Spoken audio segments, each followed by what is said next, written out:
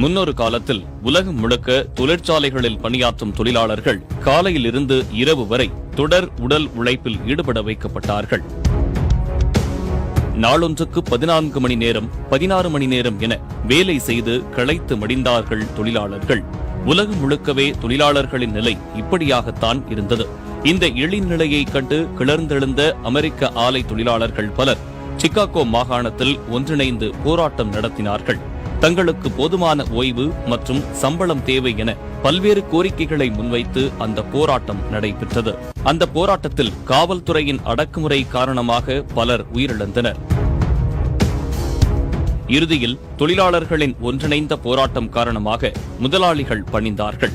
தொழிலாளர்களின் உழைப்புக்கும் ஊதியத்துக்கும் மதிப்பளிக்கப்பட்டது. அந்த திருநாளான மே 1ஆம் நாளைத்தான் இன்று தொழிலாளர்கள் நாள் என கொண்டாடி மகிழ்கிறோம். இப்போது ஒரு கேள்வி. அமெரிக்காவில் ஏற்பட்ட தொழிலாளர் புரட்சியின் காரணமாக இந்தியாவில் உள்ள தொழிலாளர்களுக்கு முறையான சம்பளம், விடுப்பு என நல்லவை நிகழ்ந்திருக்க முடியுமா? தானாக எல்லாம் மாறிவிட்டிருக்குமா? இல்லை. இந்தியாவில் உழைப்பாளர்களுக்கு சட்ட ரீதியான மதிப்பும் உயர்வும் தானாக வந்துவிடவில்லை. அதற்கென உழைத்து சட்டம் இயற்றி பாடுபட்டவர் டாக்டர் அம்பேத்கர். டாக்டர் அம்பேத்கர் என்றாலே இந்திய அரசியல் சட்டத்தை எழுதியவர் எனவும் ஒடுக்கப்பட்ட மக்களுக்காக பாடுபட்ட தலைவர் என்கிற தோற்றத்தையும் மட்டுமே உருவாக்கி வைத்திருக்கிறார்கள். ஆனால் அவை மட்டுமே உண்மையல்ல. டாக்டர் அம்பேத்கர் குறித்து பேச இந்த மே நாளும் இன்றியமையாத நாள்தான். டாக்டர் அம்பேத்கர் தனது வாழ்நாளில் தொடங்கிய முதல் அரசியல் இயக்கமே தொழிலாளர் நலனுக்காகத்தான் என்பது நம்மில் எத்தனை பேருக்கு தெரியும்? 1932ஆம் ஆண்டு அம்பேத்கர் முதலில் தொடங்கிய கட்சியே சுதந்திர தொழிலாளர் கட்சிதான். அந்த கட்சியின் சார்பில் போட்டியிட்ட 15 வேட்பாளர்கள் வெற்றி பெற்று பம்பாய் சட்டப்பேரவைக்குள் நுழைந்தார்கள். பம்பாய் ஆலை தொழிலாளர்களின் பல்வேறு உரிமைகளுக்காக சட்டமன்றத்தில் குரல் கொடுத்த வரலாற்றை கொண்டவர் டாக்டர் அம்பேத்கர். 1938ஆம் ஆண்டு பம்பாய் ரயில்வே தொழிலாளர் அமைப்பின் கூட்டத்தில் அம்பேத்கர் ஆற்றிய உரை இந்திய தொழிலாளர்களின் வாழ்வில் முதன்மைத்துவம் வாய்ந்த உரை. இங்கே உள்ள தொழிலாளர்கள் முதலாளித்துவம் மற்றும் பார்ப்பனியம் இரண்டுக்கும் எதிராக போராட வேண்டியிருக்கிறது என்கிற அம்பேத்கரின் கருத்து மிகவும் இன்றியமையாதது. பிறகு ஆங்கிலேயர் ஆட்சியில் 1942ஆம் ஆண்டு தொழிலாளர் அமைச்சராக பொறுப்பேற்ற அம்பேத்கர் இந்திய தொழிலாளர்களின் உரிமைகளை காக்க பல்வேறு சட்டங்களை முன்வைத்தார். அவர் முன்னெடுத்த தொழிலாளர் முத்தரப்பு மாநாட்டின் மூலம் அனைத்து தொழிலாளர்களின் கோரிக்கைகள், சிக்கல்கள் என்னவென்று கேட்டறியப்பட சிறந்த வாய்ப்பாக அமைந்தது. உலக நாடுகளில் இப்படியான முத்தரப்பு மாநாடு வேறெங்கும் வெற்றிகரமாக நடைபெற்றதில்லை. அம்பேத்கர் அதை சாதித்து காட்டினார்.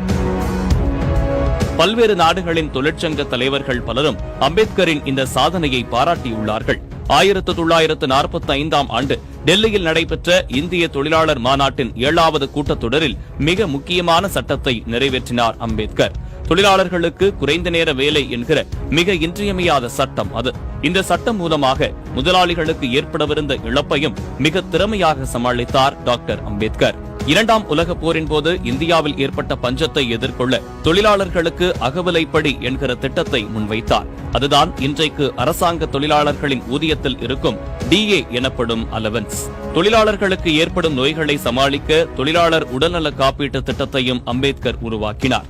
இந்தியா முழுவதும் உள்ள தொழிலாளர்கள் குறித்த புள்ளி விவரங்களை சேகரித்து அவர்களுக்கேற்ற வகையில் பல்வேறு தொகையை ஒதுக்கீடு செய்யவும் வகை செய்தார்.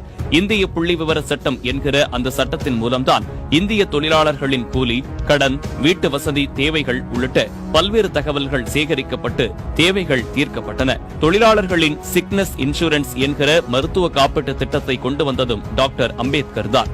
இத்திட்டத்தின் மூலமாக தொழிலாளர்களின் உடல்நல பாதிப்புகளுக்கு தேவைப்படும் செலவை முதலாளிகளே ஏற்க வேண்டும் என வலியுறுத்தப்பட்டது.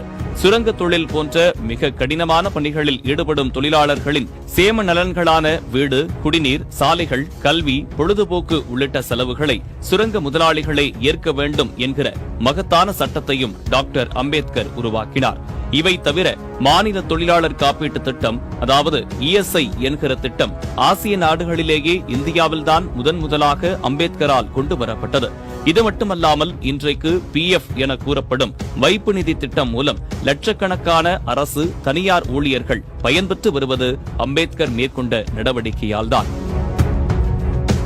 இந்தியாவில் வேலைவாய்ப்பு அலுவலகம் அமைத்து ஆயிரக்கணக்கான இளைஞர்கள் வேலைவாய்ப்பு பெறும் திட்டத்தை ஏற்படுத்தியவரும் அம்பேத்கர் தான். பெண்கள் குழந்தை தொழிலாளர்கள் நல சட்டங்கள் மூலமாக அனைத்து பெண்கள் மற்றும் குழந்தை தொழிலாளர்களின் பாதுகாப்பு, நல்வாழ்வு, ஓய்வு, பணி நேரம், இரவில் வேலை செய்யக்கூடாது என்கிற பல்வேறு நலன்களை சட்டமாக இயற்றி தந்தார். குறிப்பாக பெண் தொழிலாளர்கள் தங்கள் மகப்பேறு காலங்களின் போது சம்பளத்துடன் கூடிய விடுப்பு எடுத்துக் கொள்ளலாம் என்கிற மெட்டர்னிட்டி லீவ் முறையை சட்டமாக்கினார். டாக்டர் அம்பேத்கர் கொண்டு வந்த இந்த மகத்தான சட்டத்தின் மூலமாகத்தான் இந்தியாவில் வேலைக்கு செல்லும் பெண்கள் அனைவரும் இன்றைக்கு பயனடைந்து கொண்டிருக்கிறார்கள். இவை மட்டுமல்லாது இந்திய தொழிலாளர்கள் நலன்களுக்காக பல்வேறு சட்டங்களை கொண்டு வந்தவர் டாக்டர் அம்பேத்கர்.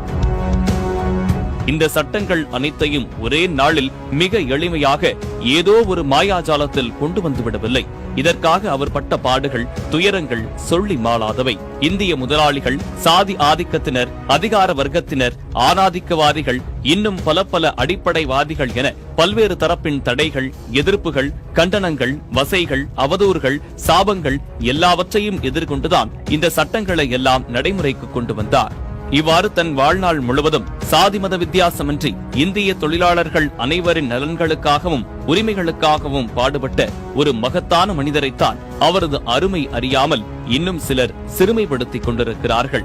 டாக்டர் அம்பேத்கரின் சிலைகளுக்கு செருப்பு மாலைகள் போடுவது, அவரது சிலைகளை சேதப்படுத்துவது, நெருப்பு வைப்பது என அவரை அவமானப்படுத்துவதாக நினைத்து அறியாமையில் இருக்கும் உழைக்கும் மக்களே, இந்த மே நாளில் டாக்டர் அம்பேத்கரின் அருமையை அறிந்து கொள்ளுங்கள். அவர்தான் இந்திய தொழிலாளர்களின் தந்தை. வி நியூஸ் 27 செய்திகளுக்காக திருவாசகம்.